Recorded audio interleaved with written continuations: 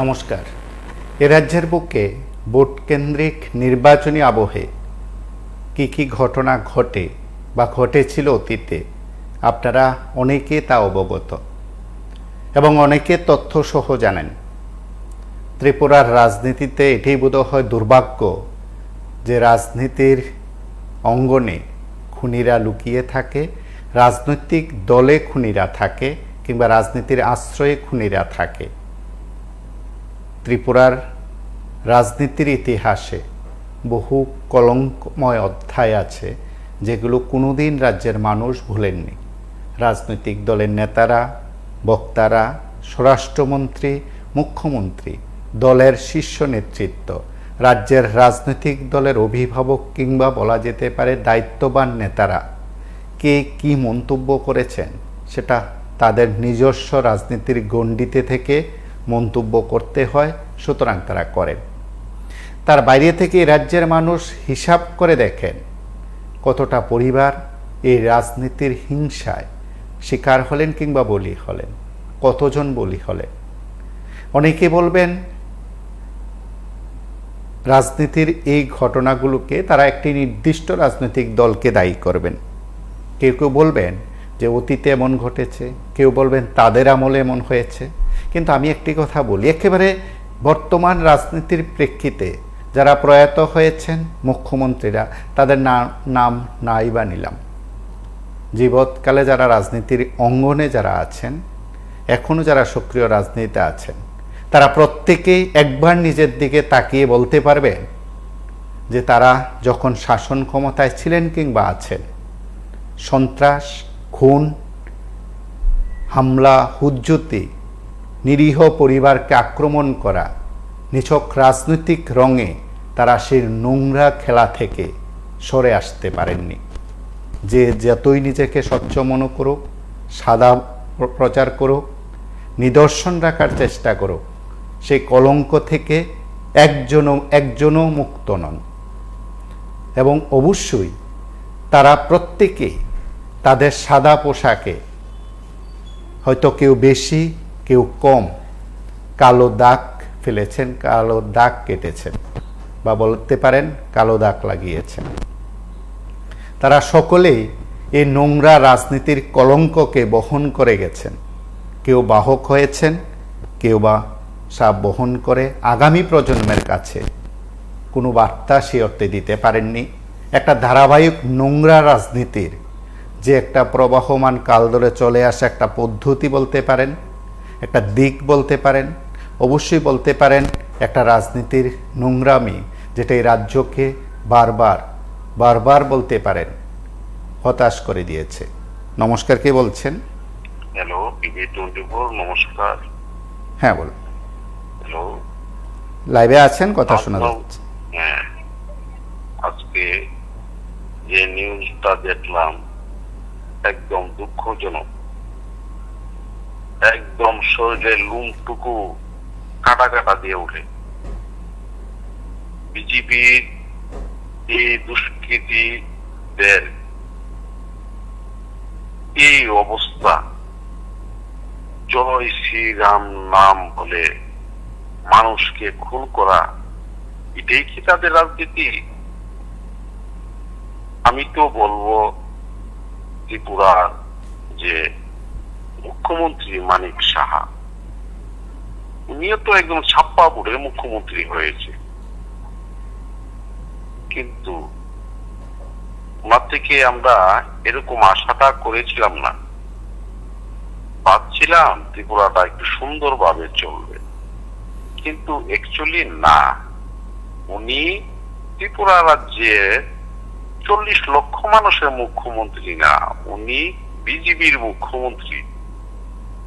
কিন্তু ওরা যেভাবে যুব অংশের মানুষরে লেলিয়ে দিয়ে খুন খারাপি করাচ্ছে, তাতে কি আপনাদের ভালো হচ্ছে?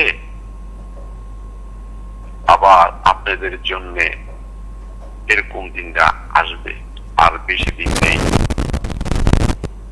দুর্গা পূজা করেই 2 বছর পার হয়ে যাবে। দেখতে দেখতে বাকি 3 বছরও পার হয়ে যাবে। তখন বুঝবেন আপনারা যা করছেন জবাব দিতে হবে। জনগণ আপনাদের থেকে জবাব চাইবে, কেউ পার পাবেন না, জনগণ জবাব দিবে। নমস্কার দাদা। আজ যে ঘটনাটি আপনাদের প্রত্যেকের কাছে, প্রায় প্রত্যেকের কাছে পরিষ্কার, বাদল শীলকে কারা আক্রমণ করেছে, কোন রাজনৈতিক দলের আশ্রয়ে তারা আছেন, কোন রাজনৈতিক দলের সমর্থক তারা, নেতা তারা, কর্মী তারা, কোন রাজনৈতিক দল সেই সব খুনি সন্ত্রাসীদের আশ্রয়দাতা কারা, আপনারা প্রত্যেকে জানেন।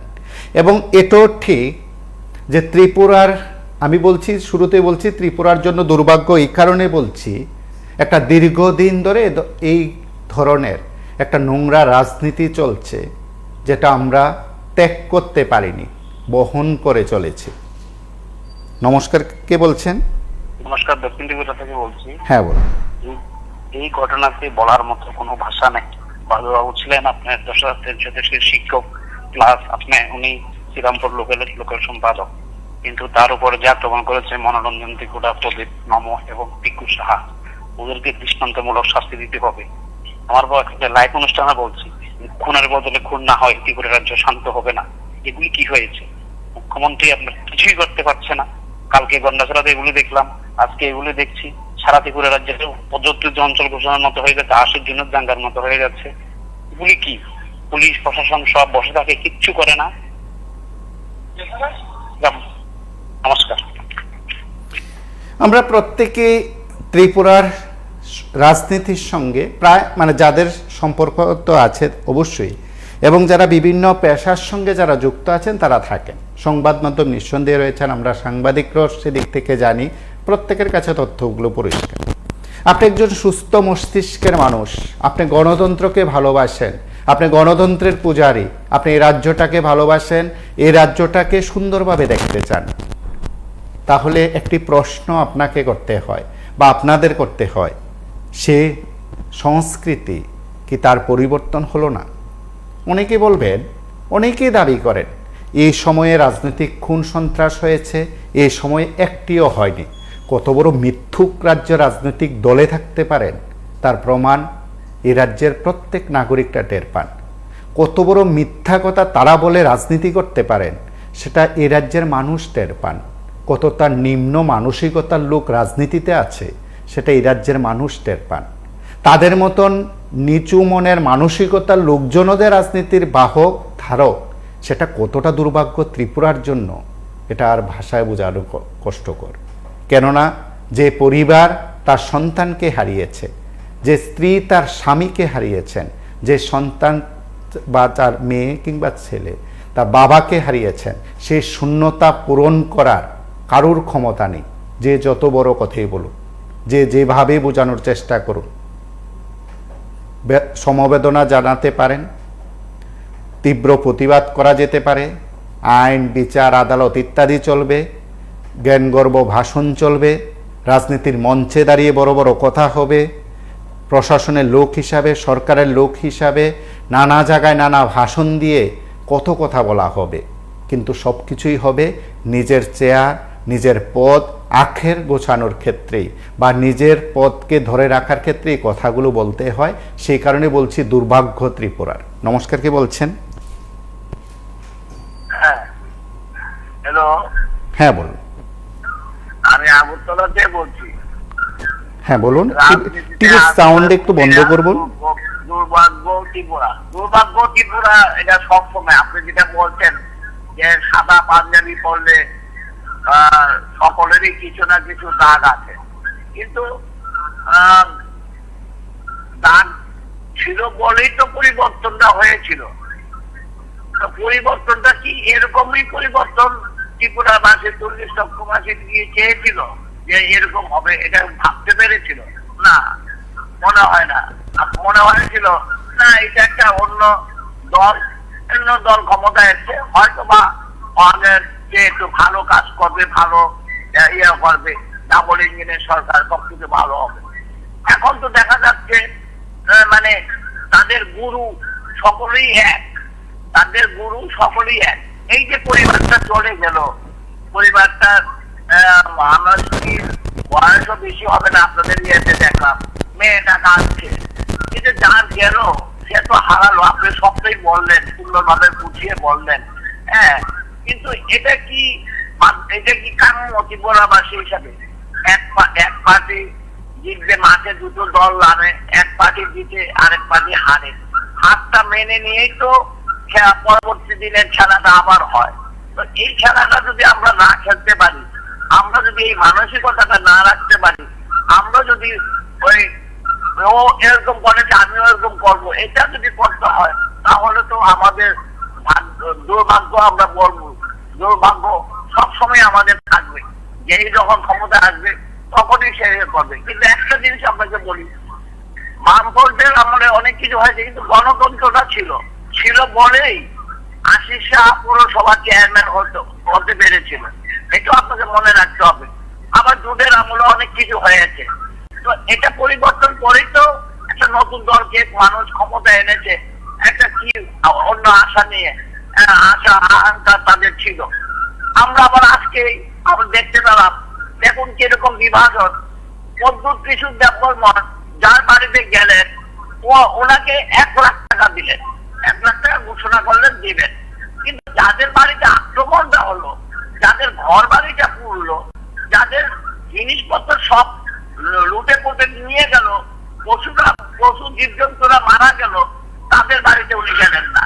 তাহলে দিঘাটা না যা, এটা একটা শ্রেণীকে উনি ভালোবাসতেন, বোয়াক্কা করছেন, আরেকটা শ্রেণীতে আক্রমণ হলেন, ওখানেও তিনি গেলেন না। তাহলে রাজনীতিটা কোথায় থেকে করছেন, কেন করছেন, কিসের স্বার্থে করছেন, এই কথাগুলি প্রশ্ন উঠবে না? তো নিশ্চয়ই উঠবে। এবং ত্রিপুরার জন্য আরো একটি দুর্ভাগ্যের বিষয় যে প্রকৃত জননেতা রাজনীতিতে নেই, নেতা আছে, পদের অধিকারী ব্যক্তি আছেন। নমস্কার, কে বলছেন? নমস্কার, উদয় থেকে বলছি। হ্যাঁ, রাজনীতি আছে, দুর্ভাগ্য আসলে ফেসবুক দেখেন বিলোনিয়ার ঘটনাটা দুঃখজনক ঘটনা। বাদলশীল দুষ্কৃতিকারী বললে ভুল হবে, কারণ বিজেপির যে সন্ত্রাস বাহিনীরা তাদেরকে নৃশংসভাবে হত্যা করেছে, কারণ তার পরিবারের প্রতি সমবেদনা জানাতে হয়। কারণ সে একজন শিক্ষিত মাস্টার মানুষ ছিলেন, প্রাপ্তন 10,323-এর জেলা পরিষদে প্রার্থী দেওয়ার অপরাধ, কেন রাজনীতিতে জেলা পরিষদে প্রার্থী দেওয়ার সেটাই অপরাধ, তাহলে তার কোনো অপরাধ ছিল না। কারণ মানুষের স্বার্থে কাজ করতে গিয়ে তার নৃশংসভাবে খুন হতে হয়েছে, কারণ গণতন্ত্রকে রক্ষা করার জন্য কিন্তু খুন হয়েছে। কিন্তু আসলে এই খুনের পরিপ্রেক্ষিতে তার পরিবার প্রেমীটাকে ধ্বংস করে দিয়েছে। কিন্তু যারা নেতা নেতৃত্বরা বড় বড় বেশি করে হয়েছে, তারা কিন্তু ভালোভাবে থাকবে। যারা দুর্বৃত্তরা এই ঘটনা করেছে, কিন্তু তারা তো আইনের হাতে ধরা পড়বে, কারণ তাদের শাস্তি অবশ্যই হবে। কারণ আমরা দেখলাম বিগত দিনে যখন এই ধরনের খুন হয়েছে, কিন্তু তাদেরও কিন্তু সাজা হয়েছে। কিন্তু আসলে গণতান্ত্রিক পদ্ধতির গণতন্ত্রকে বিজেপি যে গণতন্ত্রকে হত্যা করছে, সারা ত্রিপুরার সারা ভারতবর্ষের মানুষ সবটাই জানে। কারণ যদি গণতন্ত্রের রক্ষা করার জন্য মানুষ কিন্তু এবার লোকসভাও কিন্তু দাঁড়িয়ে তাদের 240 সিটের মাধ্যমে এনেছে, কিন্তু আসলে ত্রিপুরাও একটা একদম কাছাকাছির মাধ্যমে 231-32 সিটের মাধ্যমে কিন্তু তারা সরকার গঠন করেছে। কিন্তু মানুষের স্বার্থে তারা কাজ করে না। মানুষকে কালকে আমরা বলেছি, মানুষকে তারা বিশ্বাস করতে পারেনি, কারণ গণতন্ত্রকে বিশ্বাস করে না, তারা পেশিবাদীকে বিশ্বাস করে। কারণ পেশিবাদী শক্তি কায়েম করে তাদের ক্ষমতা ধরে রাখতে হবে, কারণ সেই ক্ষমতা কিন্তু বেশি দিন ধরে রাখতে পারবে না। আমরা চাই এই আসামি মিশন বাদলশীলের যে হত্যা হয়েছে তাদের সুষ্ঠু তদন্ত করে অবিলম্বে যাতে দোষীদেরকে গ্রেপ্তার করে সেটা হবে আইন প্রশাসন রাষ্ট্র দপ্তরের কাজ। কারণ আমরা দেখি প্রশাসনের সামনে, পুলিশ, সিআরপিএফের সামনে যেভাবে দুষ্কৃতিকারীরা যেভাবে আক্রমণ করে, কিন্তু তারা দাঁড়িয়ে থাকে, কিন্তু প্রতিরোধ করে না। আমরা উল্টা দেখি, যারা বিরোধীরা প্রতিরোধ করার জন্য চেষ্টা করে তাদেরকে কিন্তু ধাওয়া করার চেষ্টা করে। কিন্তু আসলে একটা নির্বাচন কমিশনার কাছে আমরা আবেদন করবো, নির্বাচন ঘোষণা হয়ে গেল, ঘোষণার পরিপ্রেক্ষিতে কিন্তু সমস্ত বিষয়টা নির্বাচন কমিশনারের কাছে থাকে, কিন্তু সারা ত্রিপুরা রাজ্যে যেভাবে সন্ত্রাস কায়েম করে চলছে, বাড়িঘরপুরা থেকে গন্ডাচড়া তো অন্যভাবে কিন্তু চলছে, কিন্তু ত্রিপুরা রাজ্যে আইনের শাসন বলতে কোনোটা নাই। আমরা চাই অবিলম্বে এই ত্রিপুরা রাজ্যের সন্ত্রাস মানে মূল শেষ করতে হবে, কারণ গণতান্ত্রিক পদ্ধতির মাধ্যমে নির্বাচনে লড়বে, সেটাই স্বাভাবিক, কারণ মানুষের স্বার্থে লড়বে। আমরা চাই সমস্ত বিরোধী দলগুলি যাতে প্রার্থী দিতে পারে, মানুষ যদি ভালোবাসে তাদেরকে ভোট দিবে, না হলে ভালো কাজ না করলে করতে না হলে বিজেপিকে ভোট দিবে। তারা কেন এত মানুষের প্রতি বিশ্বাস রাখতে পারেনি বিজেপি, সেটা হলো মূল কারণ। তারা এই 6 বছরে 2018 সাল থেকে 24 সাল পর্যন্ত সারা ত্রিপুরা রাজ্যে মানুষকে ধ্বংস করে দিয়েছে, কিন্তু সমস্ত বিরোধীদের উপর তো ধ্বংস করেছে, কিন্তু তারা শাসক দলের মধ্যে কিন্তু ধ্বংসলীলা চলছে, তারা তাদের মধ্যে ধ্বংস চলছে। কিন্তু অবিলম্বে এইসব বন্ধ করে স্বরাষ্ট্র দপ্তরের সামনে আবেদন করবো, অবিলম্বে ত্রিপুরা রাজ্যের শান্তি সম্প্রীতি ফিরিয়ে আনুক, গণতন্ত্র অধিকারের মধ্যে প্রতিদ্বন্দ্বিতা করবে, সেটাই স্বাভাবিক।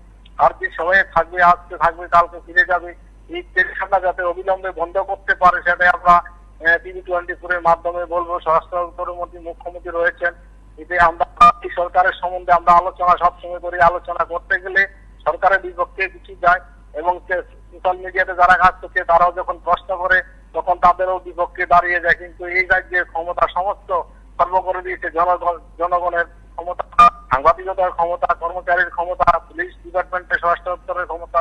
কিন্তু আসলে এই সরকার একটা বেশিবাদী সরকার। আমরা চাই যে আগামীকাল 12 ঘন্টা বন্ধ ডাক দিয়েছে, সেই বন্ধ যাতে ত্রিপুরা রাজ্যের মানুষ ভালোভাবে সফল করতে পারে, সেদিকে আমরা আবেদন করবো TV24 এর মাধ্যমে, যাতে বাদল শীলের যে হত্যার প্রতিবাদে যে 12 ঘন্টা বন্ধ ডাক দিয়েছে বামপন্থীরা, সেটাকে যাতে সারা ত্রিপুরা রাজ্যের মানুষ সমর্থন করে, সেটাই আমরা আবেদন করবো TV24 এর মাধ্যমে। নমস্কার, ভালো থাকবেন, সুস্থ থাকবেন। এবং অবশ্যই যারা নিজেদেরকে অতি স্বচ্ছ সাজানোর চেষ্টা করেন তারা কেউই স্বচ্ছ নন, এবং অবশ্যই সাদা পোশাক পরলে সাদা মনের অধিকারী হওয়া যায় না, আর সাদা পোশাক পরলে প্রকৃত সাদা সেটাও বাস্তব নয়। এ রাজ্যের রাজনীতিতে সেগুলো বারবার সেখানে সামনে এসছে, বারবার বিষয়গুলো এসছে। আমরা একবার কথা শুনি সেই পরিবারের সদস্যদের।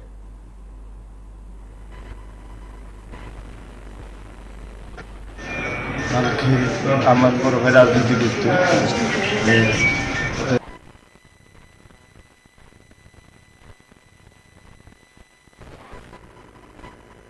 শ্রীরামপুর অঞ্চলের সম্পাদক পার্টি সিপিএম পার্টি। তো জেলা পরিষদের প্রার্থী, জেলা পরিষদে। তো কালকে রাজনগর পঞ্চায়েতে নমিনেশন দাখিলের দিন ছিল, সেখানে গেছিল যারা প্রার্থী তাদেরকে নিয়ে সেখানে আক্রমণ হয়েছে। তো সেখান থেকে বাড়িতে এসে, বাড়িতে যাওয়ার পরে বাচ্চা খেয়ে যখন বাজারে গেছে 3-4 জন বিজেপির দুর্বৃত্ত অতর্কিত হামলা করে তার উপর, তার মাথাতে দা দিয়ে খুব লাঠি দিয়ে পারে দিয়ে, এটাই আমি শুনছি। আজকে একটা দুঃখজনক ঘটনা নিয়ে আপনারা বসছেন, আমরাও দুঃখিত, কারণ ত্রিপুরা এমন একটা নৈরাজ্য সৃষ্টি করে রাখতে এই বিজেপি গভর্নমেন্ট। দেখা গেল যে পঞ্চায়েত নির্বাচন ঘোষণা হতে হতেই বিভিন্ন রকমের মায়ের পিট, দাঙ্গা সেরকম চলছে। শুধু দাঙ্গাই নয়, একটি মানুষ পিটিয়ে হত্যা করা। ওরা কেমন বাহাদুরি কথা বলে সমস্ত নেতা থেকে মন্ত্রীরা বিজেপির আমলে নাকি তারা কোনো মানুষ খুন করেনি। ওরা এখন কি বলবে? এই যে বাদল শীলের যে হত্যাটাকে খুন বলবে না এটা কি বলবে? কালকে দেখবেন প্রেস মিটে বলবে আমাদের দল করে। এরা এমন মূর্খামি করব, এমন ধরনের লোক, এদেরকে কি ভাষায় মানে চালানো যায় আমরা নিজেই বুঝতে পারি না। আসলে ত্রিপুরা রাজ্যটা যেই ধারাতে তারা নিয়ে গেছে আমাদের উদ্বেগজনক, উদ্বেগকারী। কিভাবে ত্রিপুরাতে বসবাস মানুষ করতে পারবে? এরা এমন সৃষ্টি করেছে, কোনো একদিন তো সরকারটা যাবে। আরে এদের যে বউ পোলা বাচ্চা, এদের যারা খুন করেছে তাদের কথা বলছি, তাদের বউ পোলা বাচ্চার জন্য এদের মায়া কি নেই? যে ওরা যে পড়লো, ওরা জানি বাঁচবে না, এদের বউ পোলা বাচ্চারাও কি করবে? এখন দেখেন যে সমস্ত ধরনের ঘটনা এরা করছে, কোনো বাড়িতে বউ পোলা বাচ্চা বুড়ি সমস্ত মানুষ মার খাচ্ছে। ডাকাচ্ছে, বাড়িঘর পোড়াচ্ছে, সেই ধরনের সিস্টেম। তো সেই সিস্টেমের যদি কোনোদিন একদিন না একদিন তো পরিবর্তন হবে, তখন তারা কি করবে? এরা দেখেন আপনার যে বিশালগড়ের একটা খুন, ওই যে পরিমল শাহ খুনি, পরিমল শাহ কিন্তু খুনি হয়েছিল গৌতম দত্তের খুনের পরে। বামফ্রন্টের গৌতম দত্তের মাইরা নিচ্ছিল পরিমল শাহ তারা, তখন পরিমল শাহ তারাও বামফ্রন্টের তারা করেছিল। এটা সারা ত্রিপুরা রাজ্য না, সারা ভারতবর্ষের মানুষ কিন্তু জানে। এটারে তারা ঢুল পিটাতে পরিমল শাহের মারতে তারা এখন জেল খাবে বা জেল খাটায়। আরে যদি এরকম করো, তোরা কিভাবে বাঁচতে পারবি? খুন এক এক সরকার থাকলে করলে, আর এক সরকার আইলেও কিন্তু এগুলির বিচার হয়। তোরা যারা করেছ, যারা মূর্খামি করেছ, তোদের বাঁচার কোনো কি রাস্তা আছে কি? তোরা এত মূর্খ, তোরা কি পড়াশোনা করছিস না? কারোর কাছ থেকে তোরা জানতে পারলি না এই কাজটা করলে আমাদের কি ক্ষতি হবে না ক্ষতি হবে? এমন মূর্খ তো আমার মনে হয় পৃথিবীর থেকে সবচেয়ে বেশি মূর্খ তারা হচ্ছে এখন। মূর্খ যদি না হতো তাহলে এই ধরনের কাজটা করতে পারতো না। বাদল ছিল কি অপরাধ? যে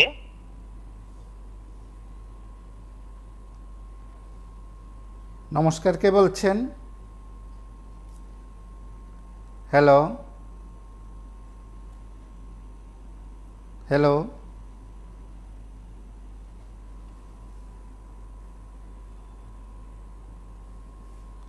নমস্কার, কে বলছেন?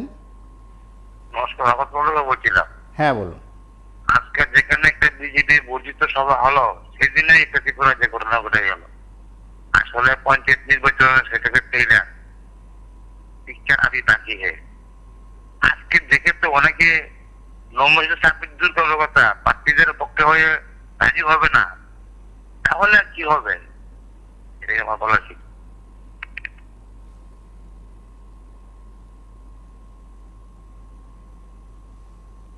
নমস্কার, কে বলছেন? হ্যালো হ্যাঁ, আমি আগরতলা থেকে বলছি। হ্যাঁ বলুন। এই আজকে যে লোকটা মারা গেল, আমি সিপিএম এর জিতেন চৌধুরীকে বলতে চাই, প্রদ্যুৎ কিশোরকে বলতে চাই, আর বিশেষ করে মানিক শাহকে বলতে চাই, উনারা যে ঘটনা করছে গুন্ডা বাহিনীরা, উনারাকে বলুন আস্তাবল ময়দানে আসো। উনারা কতজন গুন্ডা আছে, আমরা কতজন আছি দেখাই দেবো। উনারাকে লাশ ছেড়ে দেবো, চোর বাচ্চা বলে।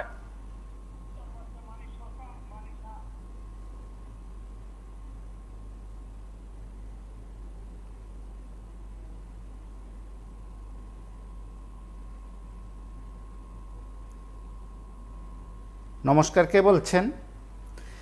আমরা এই অনুষ্ঠান প্রত্যেকে কথা বলি, প্রত্যেকে তার মনের ভাবনা, মনের কথাগুলো বলি।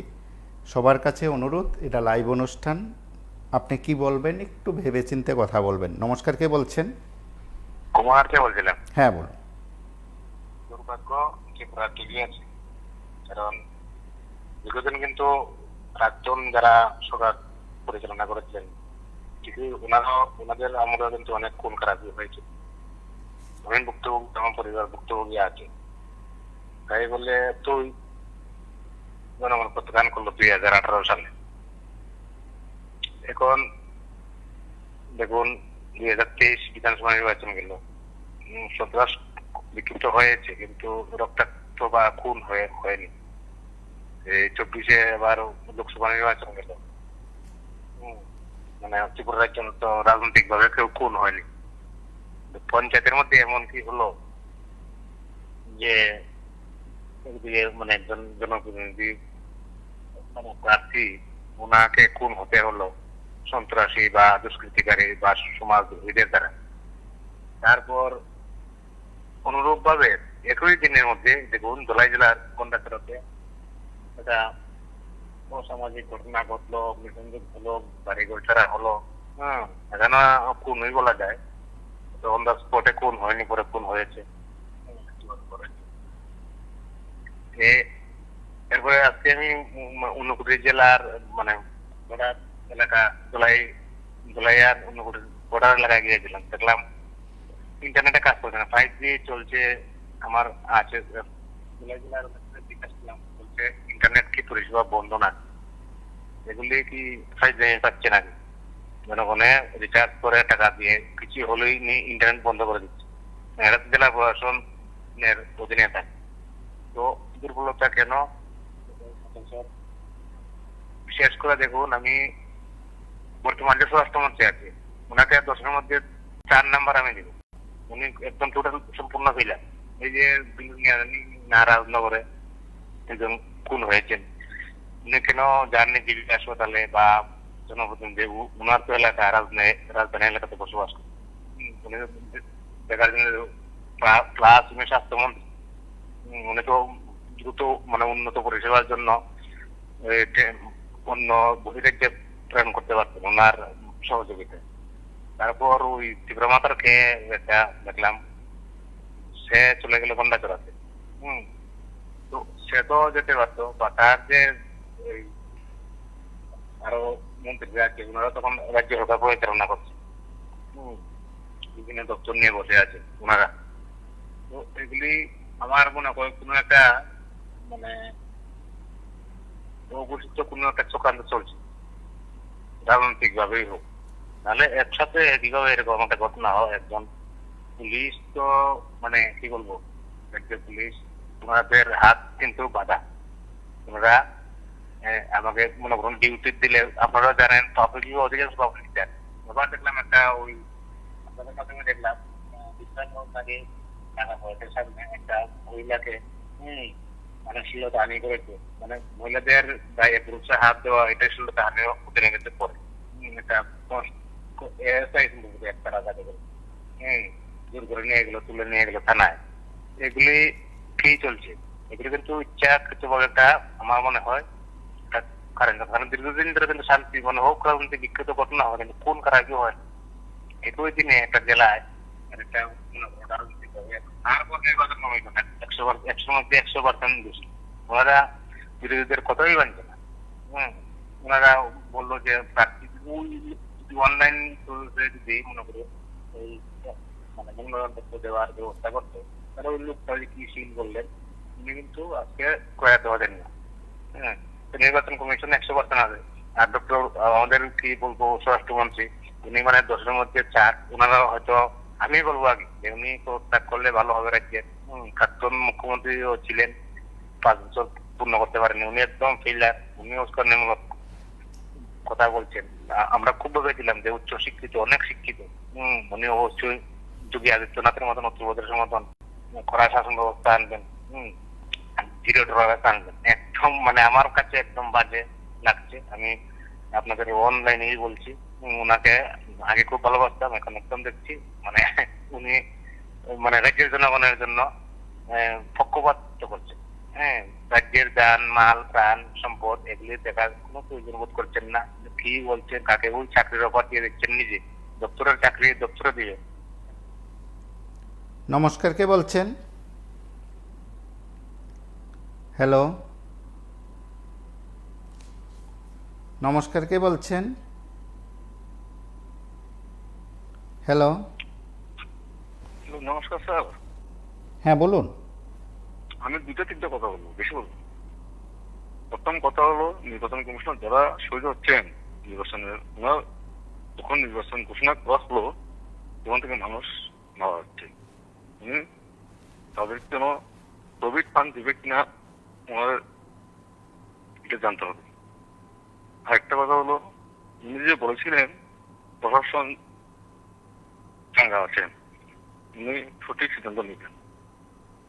আরেকটা কথা হলো, অনেকেই পদত্যাগ করবেন, যে একটা নির্বাচনের সময় যে একটা নাটক হয়ে গেল, অনেকেই পদত্যাগ করবেন, যে ওনার দ্বারা যে এগুলো সম্ভব হবে না, উনি এটা পাচ্ছেন না।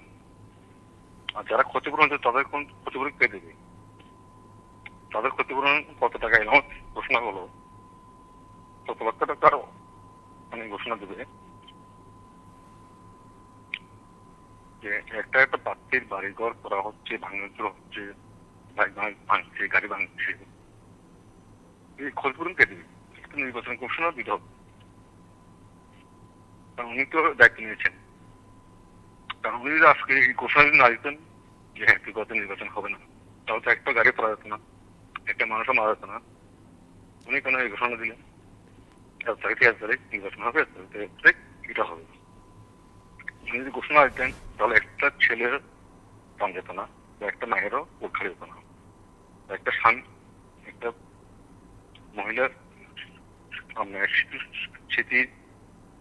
আছে না, মোটেও যেত না। শুধু ওনার কারণে গিয়েছেন, উনি যে ঘোষণা দিয়েছেন উনি দায়িত্ব নিতে হবে, যেন ইস্তফা দেখ না, ওনার দ্বারা এটা হবে না। কারণ ওনার সামনে তো প্রশাসন 3 জন 4 জন ছিল, তারা কি হচ্ছে, আমাদের সামনে তো সবকিছু হয়েছে।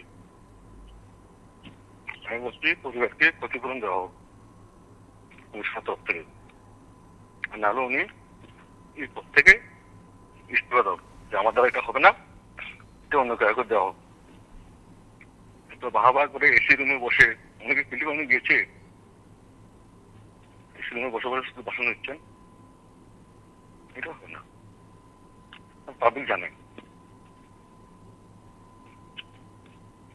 তো তারা যেন সুবিচার পায়, এটা কামনা করে আর কি স্যার। ঠিক বলা, আমি যেন উৎসপ্তর দরকার করে আমার মতন দায়িত্ববান লোক, দায়িত্ব কি বলা হয় এটাকে, দায়িত্বহীন লোক এই পদে একদম জিনিস ফালতু।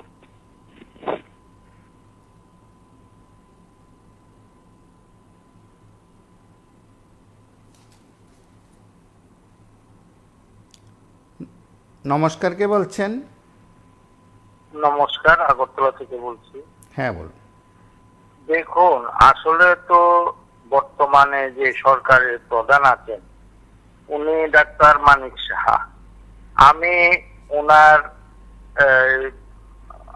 আমার জীবন ওনাকে কোনোদিন রাজনীতি করতে দেখিনি, কোনো দলই, বিজেপি বা কংগ্রেস, সিপিএম কোনো দলই দেখিনি। হঠাৎ করে উনি বিজেপিতে এলেন, কোথা থেকে জানি না, তারপর মুখ্যমন্ত্রীও বনে গেলেন। আমার মনে হয় উনি কন্ট্রোল করতে পারছেন না দলটাকে বা সরকারকে পরিচালনা ঠিক মতো করতে পারছেন। আমরা এই একটা খবরের কাগজে দেখছি আজ কয়দিন ধরেই বাইরে থেকে গরু ব্যাপারী, যাকে অনুব্রত মন্ডল নামে চিনে, উনার নাকি প্রধান এজেন্ট, ও এখানে কাঁঠালতলির কাছে একটা হাসপাতাল তৈরি করছে। এটার আন্ডারে বিএম হাসপাতাল, যেটা আজকের বিষয় নিয়ে কিছু বলবেন? হ্যাঁ বলবো। আজকের বিষয় নিয়ে বলুন।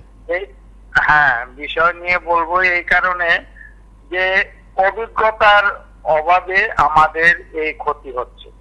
ওনার শাসন করার ক্ষমতা নেই। শুধু উনি নয়, দিল্লি থেকে ওদের যে নেতা আছে, প্রধানমন্ত্রী থেকে শুরু করে সকলেরই একই অবস্থা। কোটি কোটি টাকা নষ্ট করেছে প্রধানমন্ত্রী, মানে বুঝার অভাবে, বুঝে না, যে কারণে সর্বনাশ।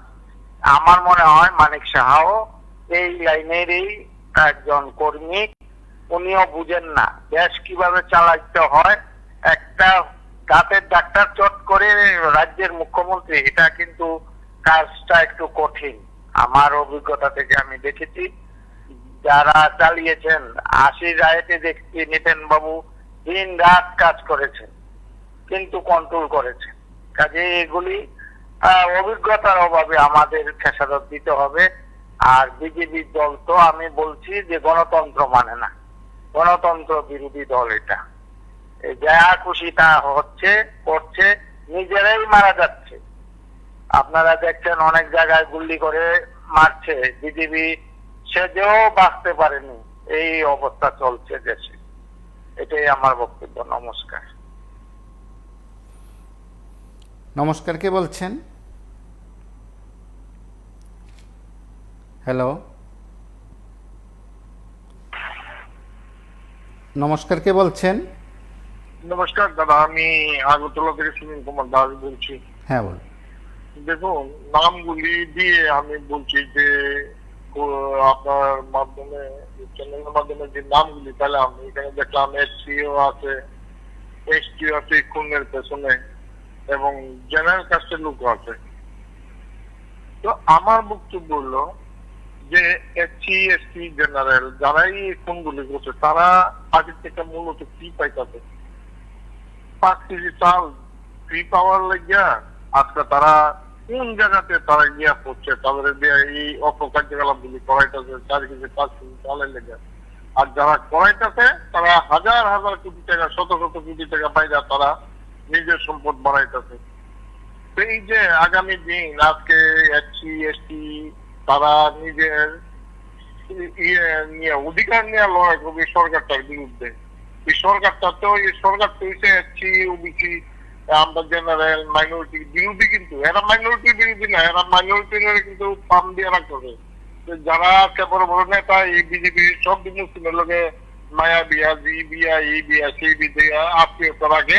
আর এমনি একটা মুসলিম হিন্দুত্ব দ্বারা যেটা রাখার লাগে তারা হিন্দু মুসলিম করে। নমস্কার, কে বলছেন? হ্যালো, নমস্কার। হ্যাঁ বলুন। আজকে টপিকটা কি যদি একটু বলতেন? রাজনীতির আস্তয়ে খুনিরা দুর্ভাগ্য ত্রিপুরার। হ্যাঁ নমস্কার, আমি কুমতির জেলা থেকে বলছি। হ্যাঁ বলুন। দেখুন, বর্তমান মুখ্যমন্ত্রী মানিক সাহার ইমেজকে কালিমালিপ্ত করার জন্য এবং ত্রিপুরার বিজেপি সরকারকে দুর্বল করার জন্য এবং ত্রিপুরার বিজেপি সরকারটাকে ফেলে দেওয়ার জন্য কে বা কাহারা এইসব করছে, এটা বোঝা মুশকিল। কারণ 2022 মে থেকেও ত্রিপুরা রাজ্য ঠান্ডা ছিল, শান্তির পরিবেশ ছিল, কিন্তু দেখা যাচ্ছে হঠাৎ করেই যখন রাজনীতিতে অপরিপক্ক মানুষরা যখন চলে আসছে তখনই কোনো না কোনো একটা সমস্যার সম্মুখীন হতে হবে। এবং হ্যাঁ, কথা বলুন। প্রশ্ন মনে হচ্ছে, হ্যালো, আপনার কথা প্রত্যেকে শুনছেন, আপনি বলুন। হ্যাঁ, আমার যেটা স্পষ্ট মনে হচ্ছে সেটা কারোর না কারোর মদতকে এই কাজগুলা করা হচ্ছে। এটা বর্তমান মুখ্যমন্ত্রীকে কালিমালিপ্ত করার জন্য দলেরই হতে পারে, কেউই না কেউই হচ্ছে। কারণ দলের মধ্যে তো ক্যাপশনের অভাব নেই, দলের মধ্যে বিভিন্ন ক্যাপশন আছে। হয়তো কেউ ওনাকে সরিয়ে দিতে কিংবা দলে থেকে দলটাকে ফেলে দেওয়ার জন্য এরকম চেষ্টা করছে। আমার যেটা সম্পূর্ণ নিজস্ব বক্তব্য, গতবারে কেউ না কেউ সারা রাজ্য জুড়েই একটা টিম বানিয়ে ফেলা যাবে, আবার ত্রিপুরাটাকে ক্যাপচার করার জন্য টিম বানিয়ে এসব কাজ করাচ্ছে। আমি অন্য রাজনৈতিক দলের কথা বলবো না, যেটা বিরোধী দলকে শক্তিশালী করার জন্য শাসক দল থেকে কেউ না কেউ ফ্যাকশনিজম তৈরি করছে এবং সারা রাজ্য জুড়ে একটা টিম বানিয়ে ওরা কাজ করে মানিক সাহার ইমেজটাকে, এডুকেটেড পিএমের ইমেজটাকে কালিমালিপ্ত করার জন্য ওনাকে সরিয়ে দেওয়ার জন্য আগামীতে আবার ওরারই ক্যাপ্চার করুক ত্রিপুরা, এটাই না ওরা চাইছে। না হলে মানিক সাহার আমলে তো এমন কোন ঘটনা আনএক্সপেক্টেড, উনি একজন এডুকেটেড পিএম, উনি একজন গুড গভর্নেন্স দিয়েছে, কিন্তু উনার আমলে এসব যখন আনএক্সপেক্টেড, এটা বিরোধীদের অক্সিজেন দেওয়া, দুর্নীতি মানে বিরোধীদের অক্সিজেন দেওয়া, সন্ত্রাস মানে বিরোধীদের অক্সিজেন দেওয়া, এর বাদে আর কিছুই না।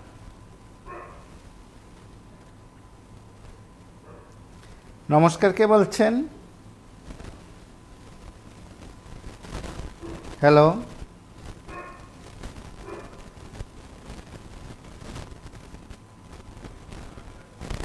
হ্যালো,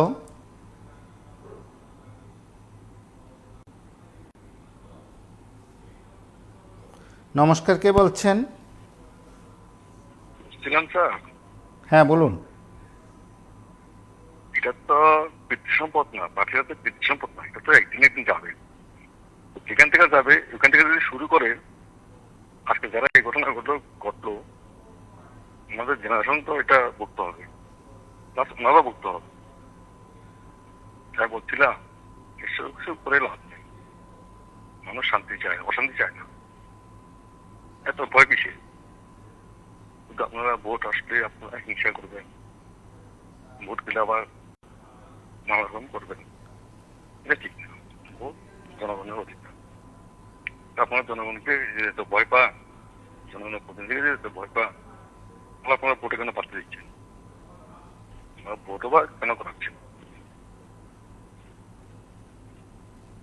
এটা শেষ কিন্তু হবে না, এটা জেনারেশন তো হবে।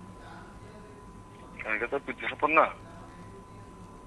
একবার না একবার তো এটা তো হবে। তখন থেকে কি করবে তারা? আমাদের বাসার রাস্তা তো দেখতে হবে না। তখন তোমরা কারোর নাম নিতে পারবে না। তখন তারা তো রাম শ্যাম যোগেন তারা নাম নিতে পারবে না। বলছিলাম একটু কিছু না করে শান্তিতে মানুষকে বাড়তে দিন।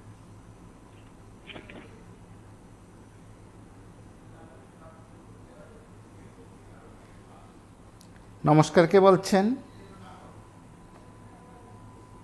হ্যালো হ্যালো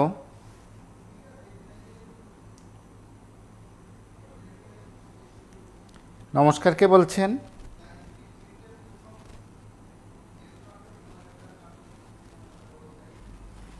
নমস্কার, কে বলছেন? হ্যাঁ স্যার, সুরিনাম থেকে বলছি। হ্যাঁ বলুন। মাননীয় কমরেড বাদল শীলের যেই যারা এই ধরনের ঘটনা করছে তাদের দৃষ্টান্তমূলক শাস্তি এবং এটা কামনা করি। এর যে অপরাধ কি অপরাধ নাই তো, একজন বিরোধী দল প্রার্থী হিসাবে দাঁড়াইছিল। হ্যাঁ, গণতন্ত্র হত্যা করা হয়েছে। এই খুনিদের শাস্তি চাই। নমস্কার।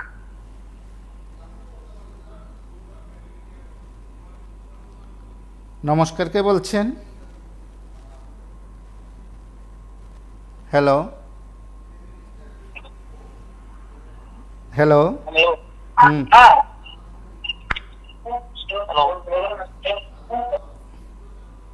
নমস্কার, কে বলছেন?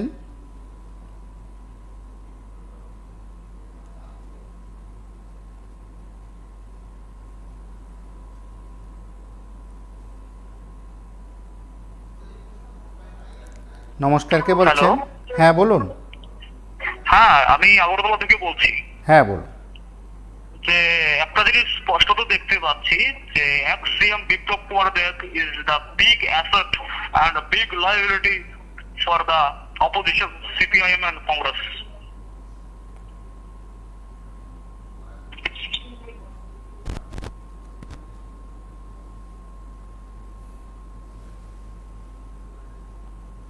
নমস্কার, কে বলছেন? নমস্কার। হ্যাঁ বলুন। সত্যিকারের অর্থে একটা মর্মস্পর্শী ঘটনা, যেটা একেবারে এক্সপ্লেন করার মতো না। রাজনৈতিক লাইফে এটা সত্যিকারের একটা কথা আমরা বলতে পারি অত্যন্ত দুর্ভাগ্যজনক ঘটনা। কারণ রাজনীতিতে এইসব হয়, আমরা জানি যে সবসময় এই ঘটনা হতে থাকে। মৃত্যু রাজনৈতিক লাইফে এটা অবধারিত চলছে, কিন্তু যার পরিবার থেকে গেছে সে জানে এটা কিভাবে মেনে নেবে আমরা জানি না। তবে রাজনীতির মধ্য দিয়ে যেসব ঘটনা, সেটা কিভাবে এই ভারতবর্ষের রাজনীতিতে দূর করা যাবে সেটা আমরা অন্তত ভাবতেই পারি না। যে প্রত্যেক দিন কোথাও না কোথাও, প্রত্যেক ভোটের আগে কোথাও না কোথাও গিয়ে, সেটা যে কোনো রাজনৈতিক দলের হোক না কেন, এরকম ঘটনা হতে থাকছে, হয়েই যাচ্ছে একের পর এক। সেটা হোক বিজেপি, হোক কংগ্রেস, হোক সিপিআইএম, যে কোনো রাজনৈতিক দলের একের পর এক হচ্ছে। কিন্তু এই ঘটনা হবে কেন? প্রশাসনের যে ভূমিকা, প্রশাসনের যে দায়িত্বশীলতা কিংবা বিরোধী দলের যে দায়িত্বশীলতা, সবকিছু থাকবে শান্তিপূর্ণ একটা সুস্থ পরিস্থিতির মধ্য দিয়ে, সুস্থ পরিবেশের মধ্য দিয়ে যাবে রাজনীতি। তাহলে তো সুন্দর দেশ, সুন্দর সমাজ। কিন্তু আমাদের দেশে প্রতি বছর যেভাবে যে পরিস্থিতিতে, যে অর্থাৎ রাজনীতির পেছনে যে সন্ত্রাস লুকিয়ে থাকে, তারা কিভাবে দিনের পর দিন এভাবে অক্ষত থাকে। প্রশাসন এভাবে রাজনীতির লাইফে কারা সন্ত্রাস, তাদেরকে মদত দেয় কারা, এই মদত দিচ্ছে কেন, এই সন্ত্রাসকে দমন করা যাচ্ছে না কেন, এই সন্ত্রাস গুলো কারা তৈরি হয়, কারা তৈরি করে? কারণ সিপিএম এর আমলে সন্ত্রাস থাকে, বিজেপি আসলে বিজেপির আমলে সন্ত্রাস থাকে, কংগ্রেসের আমলে সন্ত্রাস থাকে। তাহলে এই সন্ত্রাস গুলো কারা, তাদেরকে মদত দেয় কারা, তৈরি করে কারা? আমি যে কোনো প্রত্যেক রাজনৈতিক দলের কথাই বলছি, এই সন্ত্রাস গুলোকে আমরা দমন করতে পারছি না কেন? কঠিন থেকে কঠিনতম শাস্তি হচ্ছে না কেন? যাদের এই শাস্তি হয় তাদের শাস্তির বাইরে গিয়েও একটা এমন দৃষ্টান্ত গড়ে তোলা উচিত, একটা সন্ত্রাস এমন ভাবে শাস্তি পাবে যেন বাকিরা সচেতন হয়ে যায়। আর রাজনীতিতে কেন খুন থাকবে, রাজনীতিতে সন্ত্রাস হবে কেন, রাজনীতিতে মৃত্যুবরণ করতে হবে কেন? তাহলে রাজনীতি কেন? রক্ত দিয়ে রাজনীতির হোলি খেলবো আমরা? এই কি ভারতের স্বাধীনতা আমরা চেয়েছিলাম? এই কি স্বপ্নের ভারত আমরা চেয়েছিলাম? আমরা ব্রিটিশদের কাছে রক্ত দিয়েছি, আমরা ব্রিটিশদের কাছে পরাধীন অবস্থায় ছিলাম, সেখানে আমরা রক্ত দিয়েছি। আজও কি আবার রক্ত দেবো? আজও কি রাজনৈতিক জীবন এগুলোই হবে? কবে ভারতবর্ষের মানুষ বুঝবে? কবে ভারতবর্ষের মানুষ শান্তিতে ঘুমাবে?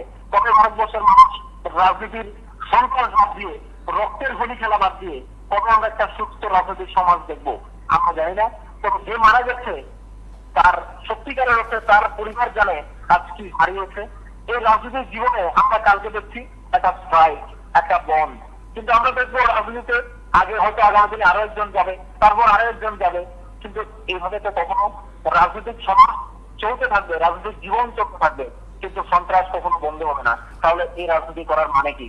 আপনি ঘুম থেকে উঠলে, আমি ঘুম থেকে উঠলে আপনার পাশের বাড়িটাকে, পাশের বাড়ির মানুষটাকে আপনি সূর্য ওঠার সাথে সাথে আপনি তাকে দেখছেন, সে আমাকে দেখছে, অথচ আমরা দুজন দুই পার্টি করছি, তা করতে গিয়ে মারামারি করছি, অথচ কোন একটা বিপদ হলে আমি তার বাড়িতে যাচ্ছি, সে আমার বাড়িতে আসছে, আমরা সেটা ভুলে গিয়ে খুব সন্ত্রাসে জড়িত আছি।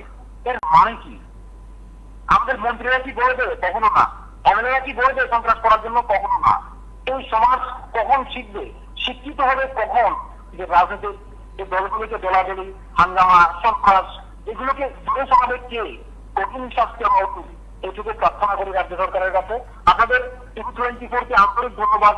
আমাদের এই সুন্দর উপস্থাপনা এবং মানুষের এবং সুন্দর সমাজকে এই সুন্দর এবং একটা দৃশ্য চিত্র যাই থাকুক না কেন সবকিছু পুঙ্খানুপুঙ্খভাবে তুলে ধরে মানুষকে একটা সুন্দর পরিবেশে গড়ে তোলার আপনাদের একটা চেষ্টা আমাদের অনেক দূরে এগিয়ে নিয়ে যায়। আপনাদের আন্তরিক ধন্যবাদ। অনেক ভালো থাকবেন। আমরাও প্রত্যেকের কাছ থেকে শুধু এই কয়েকটি বিষয় যেমন জানতে চেষ্টা করেছি, রেকর্ড করা বক্তব্যগুলো যারাই শুনবেন তারা একবার আপনার চারপাশের দিকে তাকাবেন আর এই অসহায় পরিবারগুলোর দিকেও তাকাবেন। তারপর আপনি নিজে রাজনীতির সংজ্ঞা তৈরি করে এই রাজ্যের রাজনৈতিক দলের নেতারা কে কী বলছেন তার হিসাব আপনি করবেন। আজ এ পর্যন্তই। নমস্কার, শুভরাত্রি।